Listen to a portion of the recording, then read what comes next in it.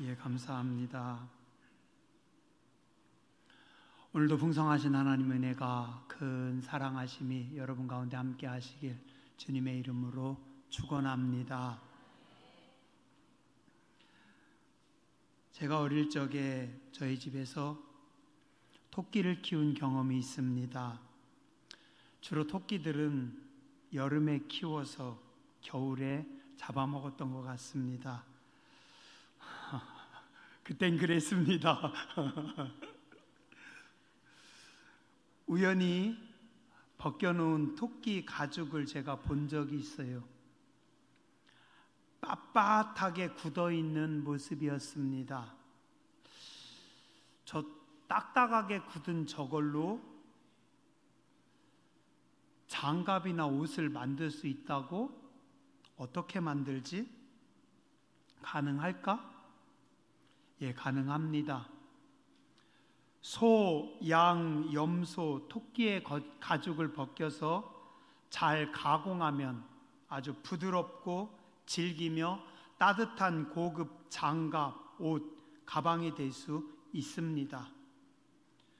죽은 동물의 가죽은 그냥 두면 금방 부패해서 악취가 나고 아무것도 할 수 없습니다.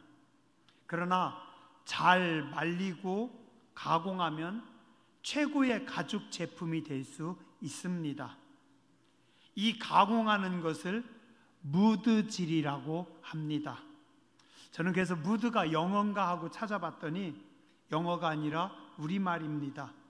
그 뜻은 생가죽, 실 따위를 매만져서 부드럽게 만든다라는 뜻입니다. 동물의 가죽을 석회유액에 담그면 털, 표피 등 것들을 좀 지저분한 것들을 제거하고 또 다시 산성용액에 담가서 석회를 중화한다고 합니다. 그리고 탄닌제, 중크롬산 칼륨 등을 써서 용도에 따라서 두껍고 단단한 가죽을 만들기도 하고 얇고 부드러운 가죽을 만들기도 한답니다. 두껍고 단단한 가죽은 구두나 공업용 장갑, 얇고 부드러운 가죽은 옷이나 장갑, 가방을 만듭니다. 그리고 거기에 색상을 입히면 명품 가죽 제품이 됩니다. 이것을 한자로 쓰면 혁신이라고 합니다. 혁은 가죽 혁, 신은 새로울 신. 그래서 가죽을 새롭게 하다라는 뜻이 혁신입니다. 원래 가죽의 본질은 그대로 있지만 혁신을 통해서 그 가치는 완전히 달라집니다. 원래 가죽 얼마나 할까요? 몇천 원, 비싸야 몇만 원. 근데 그 가죽을 가공해서 명품 가방, 신발, 옷으로 만들면 최소 몇십만 원에서 몇백만 원, 어떤 경우는 몇천만 원까지도 간다고 합니다. 혁신이라는 단어는 아주 매력적이고 멋진 단어입니다. 그러다 보니 사람들이 자주 갖다 씁니다. 주로 기업가들, 경영자들이 많이 씁니다. 요즘은 정치인들도 많이 쓰더라고요. 생각을 해봤습니다. 무슨 혁신, 당 혹은 혁신, 얼만큼 혁신이 될 수 있을까? 저분들의 생각, 저분들의 시선, 저분들의 방법, 과연 혁신을 이루고 있는가? 제 3자가 볼 때는 그냥 그대로인 것 같은데 때로는 혁신이라고 하는 단어를 퇴색시키는 것 같아서 좀 씁쓸하기도 합니다. 오스트리아 출신의 미국 경제학자로서 창조적 파괴라는 개념을 확립한 조지프 슌페터라고 하는 분이 혁신을 기가 막히게 말했습니다. 마차를 아무리 연결해도 기차가 되지는 않는다. 마차들 여러 대 갖다가 연결한다고 기차가 되는 것은 아니랍니다. 자, 이 시간 여러분들이 고민할 시간입니다.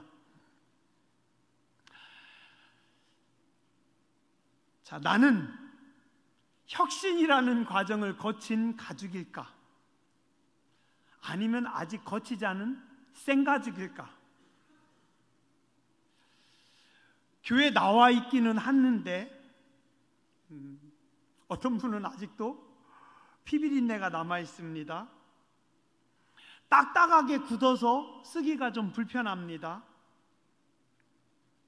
가공을 하기는 했는데 핏물이 덜 빠졌어요. 반만 가공되다 말았네요. 가공은 잘 했는데 잘못 보관해서 곰팡이가 났어요. 찢어졌어요. 그 비싼 장갑 가지고 감을 먹다가 감물이 들었어요. 빠지질 않네요. 어쩌죠? 생가죽에서 좋은 가공된 가죽 제품 사이에 여러분들 어디 서 계십니까? 오늘 우리가 본 성경 말씀 마가복음 2장 22절의 말씀은 너무 유명한 말씀이라 신앙생활 하는 사람이나 신앙생활 안 하는 사람들이나 거의 잘 아는 말씀입니다. 새 포도주는 새 가죽 부대에 담으라. 그랬더니 어떤 분이 그러시더라고요. 아니, 왜 포도주를 병에 담지 않고 가죽 부대에 담으세요? 왜 그럴까요? 예수님께서 이 말씀하신 그때, 지금부터 2000년 전입니다. 유리가 가공되기는 했지만 아직 대중화되지 않았고 그래서 많지 않았다고 합니다. 또 이 포도주는 많이 발효되는 술이다 보니까 딱딱한 그릇에 잘못 담아두면 폭발합니다. 주부들 한 번씩 경험해 보신 분들 있으시죠? 저도 예전에 봤습니다. 그게 폭발하면 그냥 창고가 부엌이 다 핏빛이 되는 겁니다. 새로 만들어진 가죽 부대는 신축성이 뛰어나서 포도주가 발효하면서 부풀어 올라도 함께 가죽 부대가 팽창하기 때문에 터지거나 폭발할 우려가 없습니다. 그런데 만들어진 지 몇 년 된 가죽 부대는 이제 굳어져서 새 포도주의 발효를 견디지 못하고 폭발하거나 찢어집니다. 그래서 절대로 새 포도주는 헌 가죽 부대에 담으면 안 된다고 합니다. 그럼 예수님께서 이 당시 보통 사람들 다 아는 이런 일반적인 상식을 사람들에게 가르치시려고 이 말씀 하신 걸까요? 당연히 아니겠죠.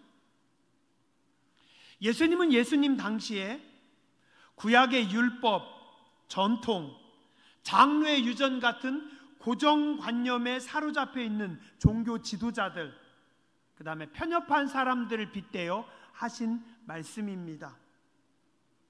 예수님 당시 종교 지도자들과 수많은 신앙인들은 그들의 생각과 시야가 너무 딱딱하게 굳어져 있었습니다. 자신들이 배운 역사, 전통, 과거의 관습, 또 정해진 틀이 너무나 견고해서 절대 그 틀을 벗어날 수가 없는 겁니다. 하나님의 말씀을 들어도 자신들이 아는 틀과 형식에 맞춰서만 재단하고 받아들이거나 판단하고 있는 겁니다. 심지어는 신이 인간의 몸을 입고 이 땅에 오셔서 가르쳐 줘도 절대 받아들일 수가 없습니다. 왜냐하면 내 생각, 내 전통에 안 맞기 때문입니다.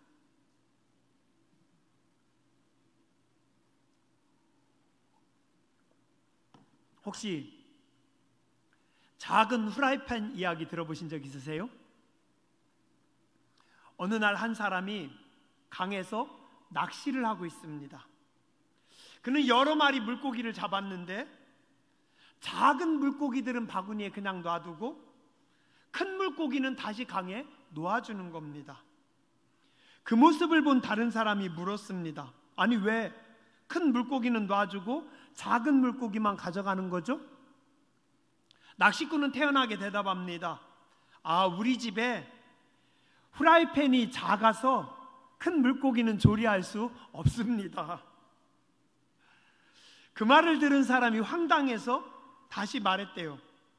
그렇다면 후라이팬을 더 큰 거 사면 되잖아요. 그러나 낚시꾼은 자신의 방식이 맞다고 믿으며 계속 큰 물고기는 놓아주고 작은 물고기만 챙겼답니다. 똑같은 경우죠. 오늘 예수님 말씀하십니다. 오직 새 포도주는 새 부대에 넣느니라. 세월이 지나고 나이가 들면서 우리는 자꾸 몸과 마음이 경직됩니다. 몸이 굳어집니다. 언제부턴가 유연성이란 거는 사라지고 딱딱하게 굳어집니다.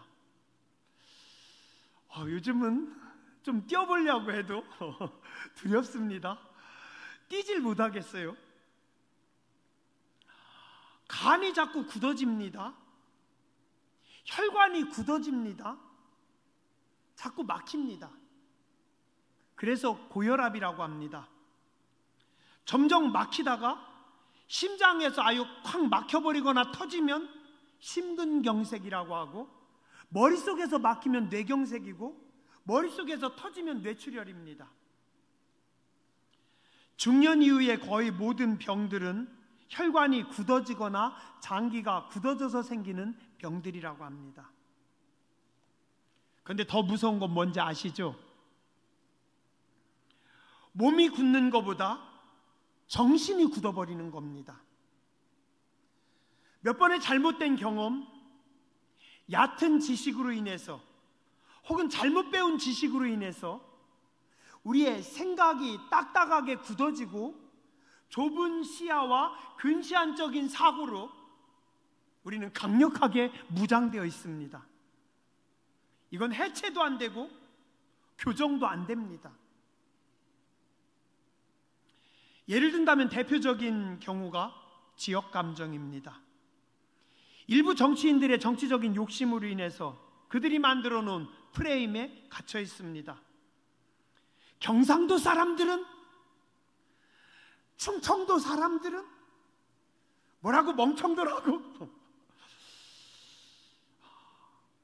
안 그런 분들도 있지만 좋은 사람들은 더 많은데 어떤 지역적인 감정으로 자꾸 가둬놓습니다. 교회 안에서도 그렇습니다. 기도는 이렇게 하는 게 기도지,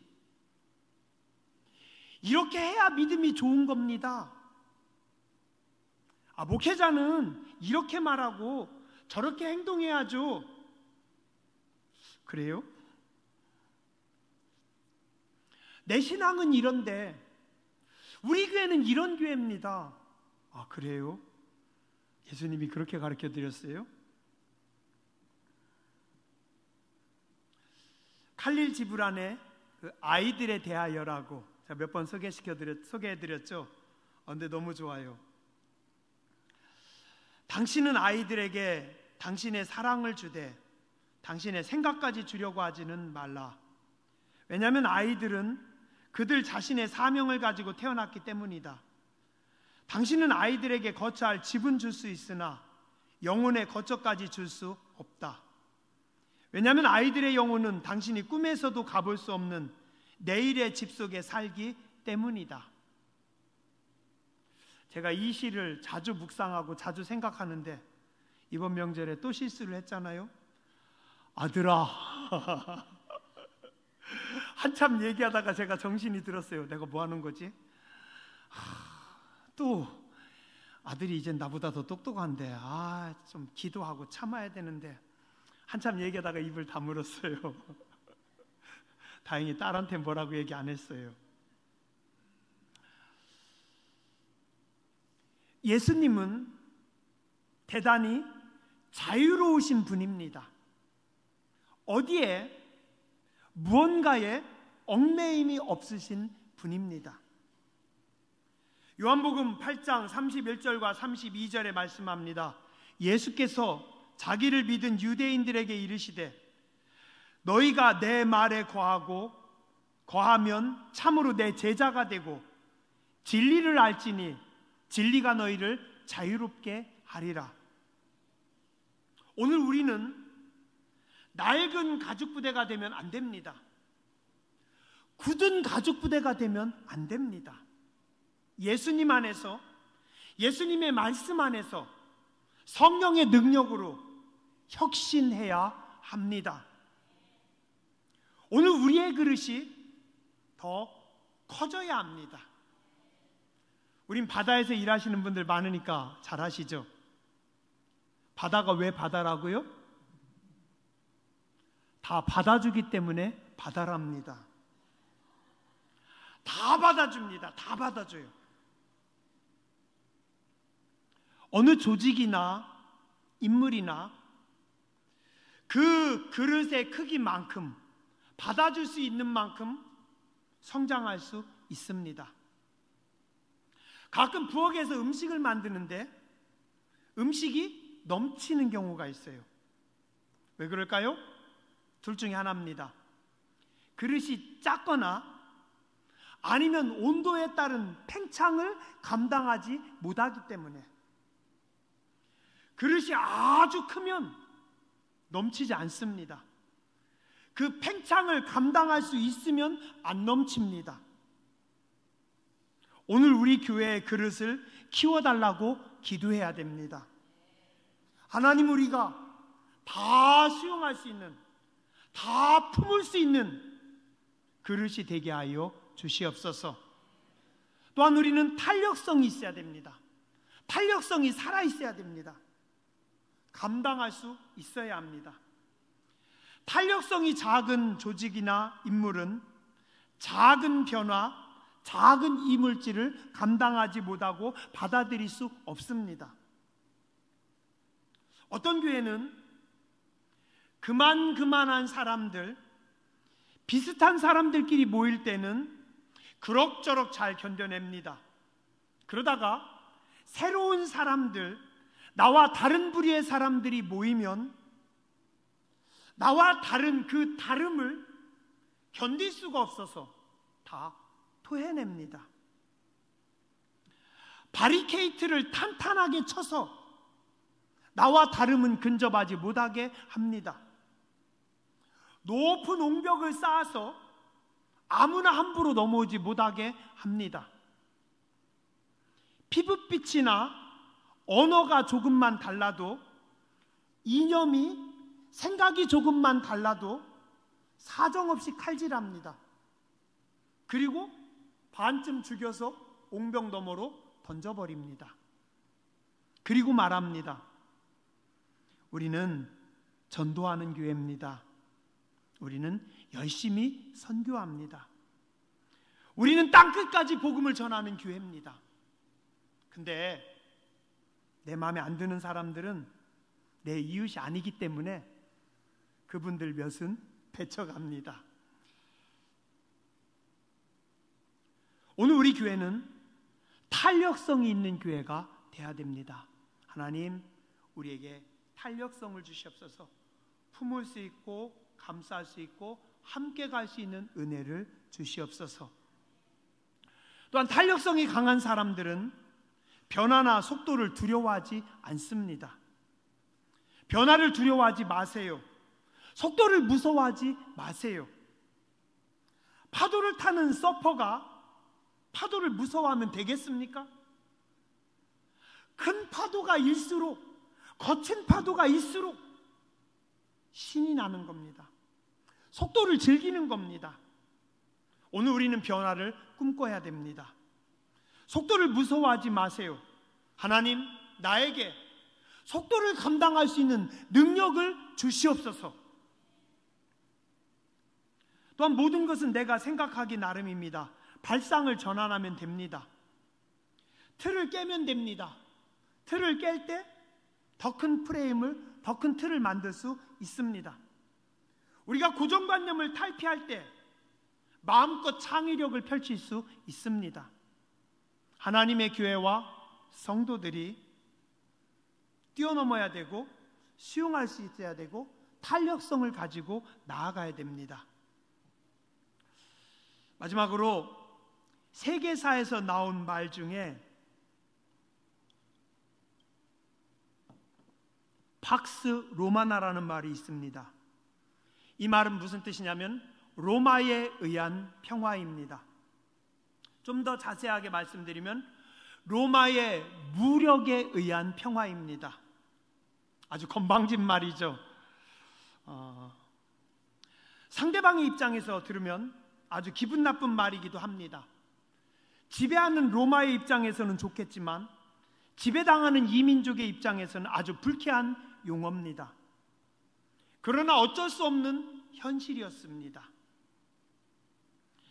바다 건너 카르타고와의 긴 전쟁에 승리한 로마는 지중해 패권을 쥐면서 점점 더 강해집니다. 율리우스 카이사르에 의해서 갈리아 지방을 다 점령하고 유럽의 패권 국가가 됩니다. 비록 카이사르가 암살당하기는 했지만 그의 양아들 옥타비아누스에 의해서 로마는 제국의 전성기를 만들어 갑니다. 제가 좀 설명이 길 것 같아서 주보 뒷면에 좀 이렇게 써놨습니다. 한번 보세요. 지금 말고 나중에요. 스키피오의 승리와 카이사르의 탁월한 승리와 정치 감각으로 로마는 대제국이 되어 갑니다. 그때 로마는 큰 소리를 칩니다. 우리의 군사력으로, 우리의 정치력으로 세계 평화를 우리가 책임지리라. 그게 팍스 로마입니다. 팍스 로마나입니다. 요즘 이 말이 변형돼서 또 새로운 말이 나오죠. 팍스 아메리카나. 어디? 미국에 의해서 새롭게 대통령이 된 트럼프 대통령이 꿈꾸고 있습니다. 우리 미국의 군사력으로, 우리의 경제력으로 세계 평화를, 거만하지만 어쩔 수 없는 현실입니다. 저는 오늘 이 단어를 붙잡고 기도하기 원합니다. 한번 따라서 하시죠. 팍스 상록수. 어법에 맞는지는 모르겠어요. 상관없이 기도합니다. 상록수 교회를 통해서 이 땅에 평화가 임하는 것입니다. 오늘 우리는 물리적인 힘이 아닌 하나님의 말씀으로 이 땅의 평화를 일구는 것입니다. 우리는 또한 물리적인, 육체적인 힘이 아닌 영적인 파워, 기도의 힘으로, 성령의 능력으로 이 땅의 평화를 이루어야 합니다. 오늘은 당진, 내일은 한국, 모레는 세계의 복음화를 꿈꾸며 우리는 나아가야 합니다. 제가 부목사 때 서울 임마누엘교회에 있었습니다. 그때 김국도 목사님이 매주 하신 말씀이 있어요. 오늘은 강남, 내일은 한국, 모레는 세계. 우리 다시 해보죠. 우리는 오늘은 당진, 내일은 한국, 모레는 세계. 한번 오른손 한 번만 이렇게 들어보시기 바랍니다. 오늘은 당진, 내일은 한국, 모레는 세계로. 아멘. 우리가 팍스 상록수를 꿈꾸는 겁니다. 니네 너무 거만하지 않아? 뭐 그 정도 가지고 거만합니까? 그죠? 이건 거만이 아니라 자신감이고 도전입니다. 우리가 평화를 만드는 겁니다. 우리가 주인공입니다. 당진 상록수 교회가 핵입니다.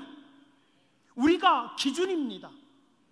예전에는 지리적으로 서울 가까워야 사람들 많이 모아야 핵이었고 기준이었지만 요즘은 안 그렇습니다. 지리와 상관없이, 지역과 상관없이 앞서가는 사람이 기준이고 앞서가는 사람이 핵입니다.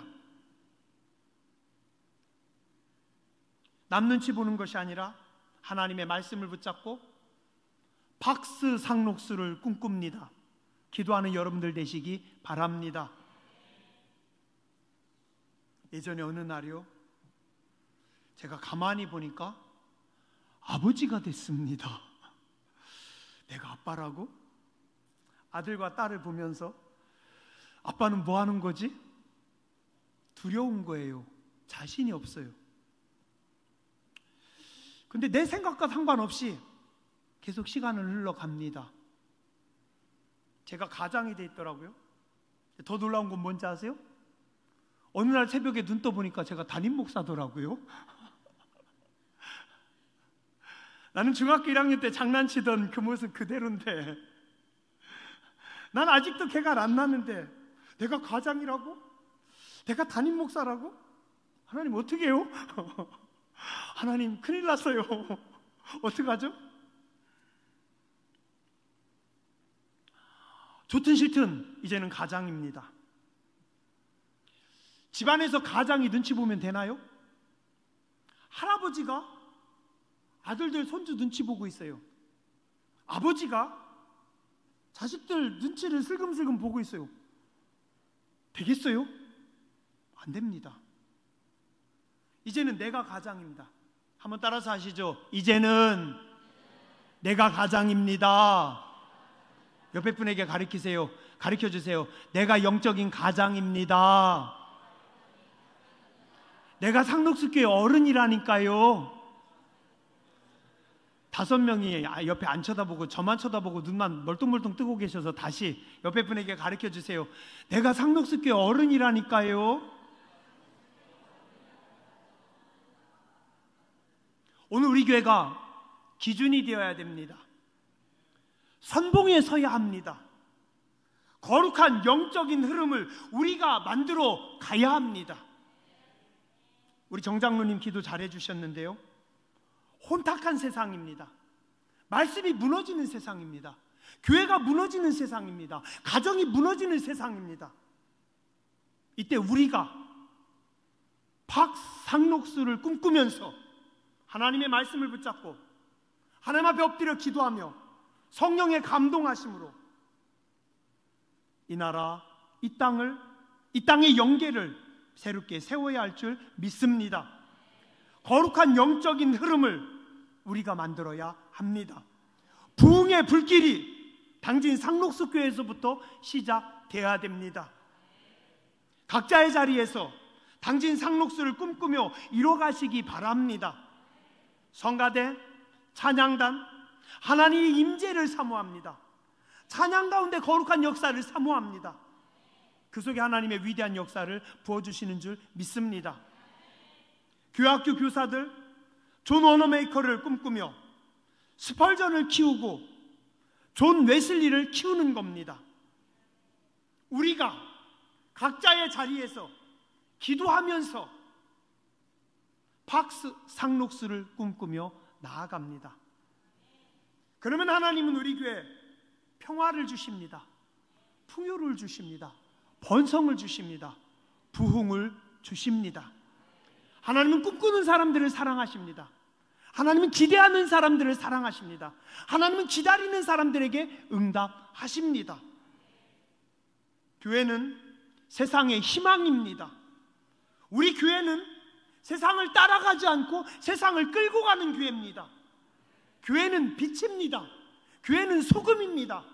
성도들은 세상을 변화시키고 성도들을 끌고 가고 세상의 기준을 제시하며 하나님의 나라와 하나님의 뜻을 제시하는 게 하나님의 교회와 성도들입니다. 더 이상 교회는 천덕꾸러기가 되면 안 됩니다. 우리가 박스 상록수를 꿈꾸면서 하나님 바라보며 기도할 때 하나님께서 거룩한 역사를 이루어 주실 줄 믿습니다. 혁신을 이루기 바랍니다. 탄력성을 달라고 기도하시기 바랍니다. 우리의 그릇을 크게 해달라고 기도하시기 바랍니다. 변화와 속도를 두려워하지 마시기 바랍니다. 박스 상록수를 꿈꾸며 기도하는 거룩한 교회와 성도들이 되시길 주님의 이름으로 축원합니다. 기도하겠습니다.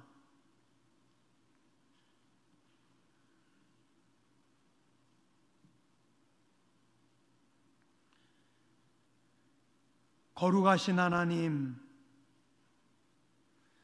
누가 나를 위하여 갈고 이 시대에 하나님의 교회를, 하나님의 사람들을 찾으시는 하나님, 주여 우리가 여기 있습니다.